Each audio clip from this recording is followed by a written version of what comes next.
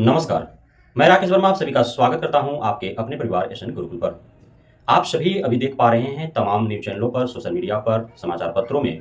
UP में जो 2018 में विज्ञापन जारी हुआ था 69,000 शिक्षक भर्ती,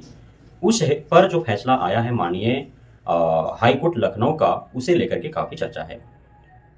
कई प्रकार की बातें कही जा रही है। 69,000 शिक्षकों की भर्ती हेतु विज्ञापन 2018 में जारी किया गया था। 2019 में परीक्षा आयोजित किए गए। 2020 में पहला मेरिट सूची तैयार होता है। 2022 में पुनः एक अन्य मेरिट सूची 6800 जो भी चयनित शिक्षक अभ्यर्थी होते हैं उनका चयन सूची जारी होता है। जब सारे चयन सूची जारी हो जाते हैं, शिक्षकों की नियुक्ति होना आरंभ हो जाता है, उनको योगदान पत्र मिलना आरंभ हो जाता है। उसके उपरांत से ही उस भर्ती प्रक्रिया में सम्मिलित पिछड़े, दलित, आदिवासी अर्थात ओबीसी, एससी, एसटी कैंडिडेट्स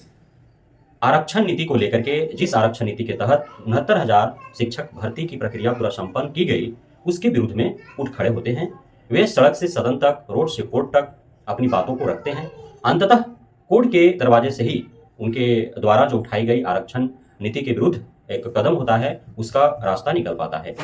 अभी जो फैसला आया है लखनऊ खंडपीठ का, उसमें साफ साफ जो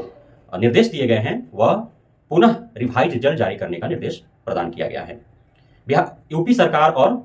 शिक्षा विभाग को सख्त निर्देश दिया गया है लखनऊ खंडपीठ के द्वारा कि आप 3 माह के अंदर रिवाइज रिजल्ट जारी करें। साथ ही उन्होंने बताया कि जो आरक्षण नीति है, उस नीति के तहत आपको रिवाइज रिजल्ट जारी करना है, नया चयन सूची आपको बनाना है, जिसका जितना हिस्सेदारी, भागीदारी तय की गई है, उस अनुरूप उनको लाभ मिलने चाहिए। मैं यूपी के लखनऊ खंडपीठ के द्वारा जो 69,000 शिक्षक भर्ती पर आरक्षण को लेकर के फैसला सुनाया गया, उससे प्रत्यक्ष रूप से मैं बिहार में जो महिला आरक्षण को लेकर के और तमाम तरह की जो दुविधाएं उत्पन्न की जा रही है, असमंजस पैदा किया जा रहा है, बारंबार टीआरई 1, टीआरई 2 को रद्द होने की आशंकाएं जताई जा रही है। महिला जो शिक्षिकाएं जो सिलेक्टिव होकर के और अभी वो नियुक्त हो चुके हैं, उनमें डर पैदा किया जा रहा है। तो उससे जोड़ करके मैं देख रहा हूँ और मैं आश्वस्त कर देता हूं आप सभी जो भी महिला शिक्षक हैं, टीआरई 1 में, टीआरई 2 में या टीआरई 3 में होने वाले हैं, तो आप पर किसी भी प्रकार के कोई खतरा नहीं है, आपको डरने घबराने की आवश्यकता नहीं है। अब मैं जो जोड़ करके देख रहा हूं उसके पीछे तर्क है और उस तर्क को आप समझे। यदि आप इस तर्क से संतुष्ट हो पाते हैं तो ठीक है, यदि आप संतुष्ट नहीं हो पाते हैं तो फिर कमेंट बॉक्स आपके लिए खुला है, आप अपना तर्क दे सकते हैं कि मैं क्यों गलत हूं और कैसे गलत हूं। क्योंकि मेरी आदत नहीं है कि बहुत से लोग ऐसा कह रहे हैं तो मैं भी वैसा कहूं, उन्हें खुश रखने के लिए जो जायज है वही बोलूंगा। मैं महिला आरक्षण को मिलने वाले लाभ और मल्टीपल रिजल्ट के खिलाफ विरोधी नहीं हूं। मुझे नहीं चाहिए वन कैंडिडेट वन रिजल्ट, मुझे चाहिए मल्टीपल रिजल्ट के साथ साथ सप्लीमेंट्री रिजल्ट, मुझे चाहिए मल्टीपल रिजल्ट के साथ साथ वेटिंग लिस्ट, कि मल्टीपल रिजल्ट के कारण जब काउंसलिंग हो जाए, उसके उपरांत योगदान हो जाए और जो रिक्तियां उत्पन्न हो तो आप उस पर सप्लीमेंट्री रिजल्ट जारी करके और अन्य लोगों को भर्ती करा दें। तो उससे जो मल्टीपल रिजल्ट में आते हैं, अर्थात जिनका मोर देन 1 क्वालिफिकेशन है, अलग अलग ग्रेड, अलग अलग विषय के लिए, तो उनका भी हक अधिकार का संरक्षण हो सके और उनके कारण अन्य लोगों पर किसी प्रकार का कोई उनके हक अधिकार का शोषण भी न हो सके, सभी को सामान्य तौर पर अधिकार मिल सके। इसलिए मल्टीपल रिजल्ट के साथ साथ सप्लीमेंट्री रिजल्ट की हमारी मांग है। दूसरा, महिला आरक्षण की जहां तक सवाल है, तो जब महिलाओं को आरक्षण दिया गया है इस वजह से कि भारत पुरुष प्रधान देश रहा है और पुरुषों ने हमेशा महिलाओं का शोषण किया है, महिलाओं को आगे बढ़ने से रोका है, उनको चारदीवारी में कैद रखा है, पर्दे के पीछे रखा है। तो अब जब सरकार उन्हें तो व्यवस्थाएं बना रही है, सरकार सहूलियतें प्रदान कर रही है, तो महिलाएं आगे बढ़ रही हैं, उनको आरक्षण दे करके मुख्य धारा से जोड़ने का प्रयास किया जा रहा है, पुरुषों के समानांतर उनको लाने का प्रयास किया जा रहा है। जिस प्रकार से जातीय आधारित आरक्षण दे करके ओबीसी, एससी, एसटी को मुख्य धारा से जोड़ने का एक प्रयास है, संवैधानिक तरीके से उनको एक हक अधिकार है, उसी प्रकार से महिलाओं को दिया जा रहा है। अब इसे लेकर के जो पुरुष वर्ग है उनमें खासी नाराजगी है कि महिलाओं को जो 50% आरक्षण दिया गया, उसके कारण पुरुष वर्ग के हक और अधिकार का हनन हो रहा है, उनसे अवसर छीना जा रहा है, जबकि ऐसा बिल्कुल भी नहीं है। भले ही आपको संख्याएं अत्यधिक दिख रही हैं, लेकिन जो उनको दिया गया है अधिकार उसी के अनुरूप है, न कि गलत तरीके से वे आकर के और आपके सीटों पर वो कब्जा जमा ले रहे हैं। कहीं ना कहीं सीधी सी बात है कि उनको जो आरक्षण प्राप्त है और यदि वो आप पुरुषों के कट ऑफ जो तय किए जा रहे हैं उस कट ऑफ को क्रॉस कर रहे हैं, अर्थात आप जो पुरुषों का कट ऑफ है तो उस समानांतर वे कट ऑफ ला रहे हैं, तभी आपके सीटों पर काबिज हो पा रहे हैं। यदि आप अत्यधिक मार्क्स ला करके अपने पूर्ण सीटों को भर लेते हैं तो फिर महिलाएं वहां आकर के क्यों काबिज हो जाएंगे, और इस प्रकार से आपका जो अधिकार है वह संरक्षित रहेगा, उनका जो अधिकार है उनको मिलेगा, लेकिन कहीं ना कहीं उनके अंदर योग्यता है, इस वजह से वे पुरुषों के सीटों पर आकर के काबिज हो जा रहे हैं। अब लखनऊ खंडपीठ ने जो आरक्षण पर अपना फैसला सुनाया है उसमें साफ साफ उन्होंने कहा है कि अनारक्षित के लिए जो सीटें हैं, यदि आरक्षित कोटे का कोई भी अभ्यर्थी, चाहे वो महिला हो पुरुष हो, कोई भी अभ्यर्थी, चाहे उनको वर्टिकल आरक्षण दे हो चाहे उनको हॉरिजॉन्टल आरक्षण दे हो, यदि वे अनारक्षित का जो कट ऑफ तय किया गया उस कट ऑफ को टच करते हैं, उस कट ऑफ को क्रॉस करते हैं, तो रिजर्व कैटेगरी का वो अभ्यर्थी आकर के अनारक्षित में अपना सीट आजमा लेगा, कब्जा लेगा। यह माननीय कोर्ट ने साफ साफ कहा है। इससे पूर्व क्या था, जो मेरिट सूची बनाए गए थे उसमें था कि नहीं ये अनारक्षित के लिए है, इसलिए इस पर आरक्षित वाले नहीं आ सकते हैं।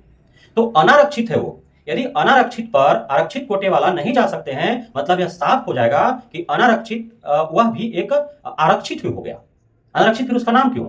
सीधी सी हो जाएगा ना फिर कि ओबीसी को 27% दे दिया गया, एससी को 15% दे दिया गया, एसटी को 7.5% दे दिया गया, उसके बाद पीएच को कुछ दे दिए गए, कुछ सुंदर सानी के परिवार को दे दिए गए और कुछ दे दिए गए आपका एक सर्विसमैन को। बचा जो लगभग 45% के इर्द गिर्द जो बचा सभी को देने के उपरांत, तो वो इवर में चला गया। अब यदि ये जो ओबीसी, एससी, एसटी, पीएच, स्वतंत्रता सैनिक के परिवार या फिर एक सर्विसमैन को यदि यही उन्हीं के कोटे में लिमिटेड कर दिया जाए, सीमित कर दिया जाए, बाध्य कर दिया जाए, तो फिर यह तो अप्रत्यक्ष रूप से जो भी सीटें अनारक्षित में बचेंगे वह अनारक्षित में जो आने वाले जातियां हैं उनके लिए वो आरक्षित हो जाएंगे, एक तरह से आरक्षित ही हो जाएंगे ना। तो फिर तो बढ़ जाएगा कि इतने में सारे लोग आप लोग रहो, ओबीसी, एससी, एसटी, पीएच वगैरह सारे, और इतने में हम रहेंगे सारे,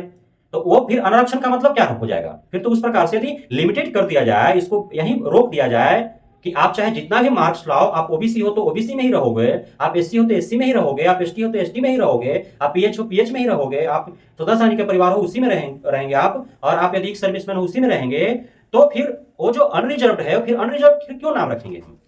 सीधी सी बात है, उसको फिर रिजर्व ही कर देंगे ना कि वो अगड़े जातियों के लिए आरक्षित है, समझिए उतना अप्रत्यक्ष रूप से तो वही हो जाएगा। तो यही खेल खेला गया 69,000 शिक्षक भर्ती में, जिससे लेकर के नाराजगी हुई। अब माननीय हाईकोर्ट ने, लखनऊ हाईकोर्ट ने आदेश दे दिया कि कतई हम ऐसा बर्दाश्त नहीं कर सकते हैं, अनारक्षित किसी के लिए आरक्षित नहीं है, उस पर सभी का हक और अधिकार है। आरक्षित कोटे के कोई भी शिक्षक अभ्यर्थी यदि अनारक्षित कोटे हेतु जो कट ऑफ तय किए गए हैं उसको टच या क्रॉस करता है तो वह अवश्य ही, भले ही वह आरक्षित कोटे का हो, अनारक्षित में आकर के अपना सीट आजमा सकता है, कब्जा सकता है। तो अब आप बताओ कि उसका डायरेक्ट इफेक्ट बिहार में जो महिलाओं के लिए आरक्षण दिया गया है, जिसमें मेल का यह तर्क है कि उन्हें 50% दिया गया, उसी में उनको बांध दो, मतलब 50% से वो आगे नहीं निकल सकते हैं, जो सीटें उनको दे दी गई उन्हीं पर वो रहेंगे, मेल वाले पर नहीं आएंगे, तो फिर वो तो आरक्षण के नियम का विरुद्ध हो जाएगा। माननीय लखनऊ हाईकोर्ट ने क्या कहा कि अनारक्षित सीटों पर सबका अधिकार है, चाहे वह हॉरिजॉन्टल आरक्षण के तहत आए हों या फिर वर्टिकल आरक्षण के तहत आ रहे हों, यदि वे अनारक्षित कोटे हेतु तय कट ऑफ को पार करते हैं या उस वहां तक पहुंच पाते हैं तो उन्हें का हक है, वहां वो जा सकते हैं। तो अब महिलाओं को लेकर के यहाँ जो किया जा रहा है, कोर्ट केस किया जाएगा, आप पटिशनर बनो, आप इतना रुपए दो, इस तरह से चंदे उंदे किए जा रहे हैं, तो हमें लगता है कि आप ठीक है, आप आवाज उठा रहे हैं कि मेल के हक अधिकार का हनन हो रहा है, मेलों को मौका को जो है वो कुचला जा रहा है, उनके अवसर को कुचला जा रहा है, फीमेल को अत्यधिक अवसर प्रदान किए जा रहे हैं, तो आप अपने हेतु लड़ाई लड़ रहे हैं, आप पेटिशनर बना रहे हैं, आप पैसा ले रहे हैं, कोर्ट में जाएंगे, केस करेंगे। लेकिन लखनऊ हाईकोर्ट ने यह तय कर दिया है कि अब ये जो आरक्षण की लड़ाई है कि आप बाउंड कर दो, सीमित कर दो, यह लड़ाई बेबुनियाद और निराधार है, ये लड़ाई में कोई जीत नहीं पाएगा। इसलिए बिहार में महिलाओं के आरक्षण को लेकर के जो लड़ाई लड़ने की जो कवायद शुरू की गई है उसमें धन और समय की बर्बादी है, सीधी सी बात है, वो धन और समय की बर्बादी है। आप स्वयं सोचे कि यदि महिलाओं को 50% जो आरक्षण दिया गया है उनको वही बाउंडेशन कर दिया गया, बाउंड कर दिया जाए कि आप जो OBC, SC, ST, EWS, unreserved का जो ओपन सीट है उसमें आप नहीं आ पाओगे, तो फिर आप समझो फिर आरक्षण का मोल क्या रह जाएगा। आरक्षण का अब वहां पे ये तो सीधी सी हो जाएगा ना, फिर ये तो तय हो जाएगा प्रत्यक्ष रूप से कि मतलब जैसे ईडब्ल्यूएस है, ईडब्ल्यूएस में 1000 सीट है, 1000 में 500 सीट हम कर दिए कि ईडब्ल्यूएस फीमेल है, और 500 सीट पर हम ये नहीं लिखे कि ईडब्ल्यूएस मेल है, सिर्फ ईडब्ल्यूएस, ठीक है। तो अब यदि वो 500, चाहे ईडब्ल्यूएस में 500 को ही सिलेक्ट करना है महिला को, चाहे महिला जितना भी नंबर ले आए, यदि ईडब्ल्यूएस ओपन जो सीट है उसमें कट ऑफ यदि तय किया गया कि 89 कट ऑफ है,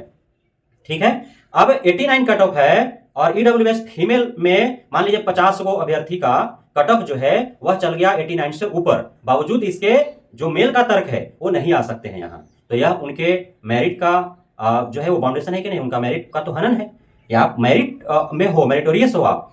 बावजूद इसके आप वहीं रहोगे, यहाँ नहीं आओगे। तो यदि ऐसा होता है, बाध्यता यदि महिलाओं के लिए किया जाता है, तो फिर ईडब्ल्यूएस अनारक्षित में नहीं जा पाएंगे, क्योंकि ईडब्ल्यूएस को यदि 1000 सीट है तो मेल और फीमेल दोनों मिलाकर के सिर्फ 1000 सेलेक्ट होंगे, 1001 नहीं हो पाएंगे। भले ही अनरिजर्व ओपन का कट ऑफ जो है वह 95 है, लेकिन ईडब्ल्यूएस मेल या फीमेल 95 या उससे अधिक अंक लाता है तो भी वो अनरिजर्व में नहीं जा पाएगा। वहां भी तो बाउंडेशन लग जाएगा ना। यदि फीमेल पर आप बाउंडेशन लगाते हो तो सब पर जितना भी रिजर्व कोटा है, EWS, OBC, SC, ST, pH, स्वतंत्रता सेनानी का परिवार, एक्स सर्विसमैन, उन सभी के मेरिट पर बाउंडेशन लग जाएगा ना। वो चाहे जितना भी अंक ले आए, 150 में 150 भी अंक ले आएगा कोई, तो अनरिजर्व पर नहीं जा सकता है, जैसा कि आप दलील दे रहे हैं। तो यह कतई भी आप हाई कोर्ट चले जाए, सुप्रीम कोर्ट चले जाए, मुझे उम्मीद नहीं है कि इसमें आपको विजय प्राप्त होने वाले हैं। इसलिए महिलाओं का जो आरक्षण सरकार के द्वारा तय है उसमें वो बाउंडेड नहीं रह सकते हैं। 50% उनके लिए है तो वहां तो 50% भरा ही जाएगा, लेकिन जो कट ऑफ आप मेल का जो कट ऑफ तय होगा उस कट ऑफ को टच करते हैं, जो क्रॉस करते हैं, तो आपके सीट को भी वो कब्जा लेंगे ही, और यह होगा ही। नहीं रोक सकते हैं किसी को हम, किसी के मेरिट को हम नहीं दबा सकते हैं, किसी मेरिटोरियस को हम रोक नहीं सकते हैं। यह प्रारंभ से आरक्षण का नीति और नियम है। इसलिए मैं बार बार कह रहा हूं कि यह लड़ाई व्यर्थ है, नहीं लड़ना है इस लड़ाई को। कोर्ट के दरवाजे जाइएगा, आपका समय और धन दोनों का बर्बादी होगा। आप सरकार से ही कोई प्रावधान बनवाएं इसमें कि किस प्रकार से जो है इसको डील किया जाए, ताकि महिलाओं के हक और अधिकार भी सुरक्षित रहें और मेल के भी अवसर न कुचले। सरकार से ही आप कुछ प्रावधान निकालने का उपाय ढूंढें। बहुत बहुत धन्यवाद आप सभी साथियों का हमारे साथ जुड़े रहने के लिए, बने रहने के लिए, इतना प्यार देने के लिए, हमें भरोसा बनाए रखने के लिए।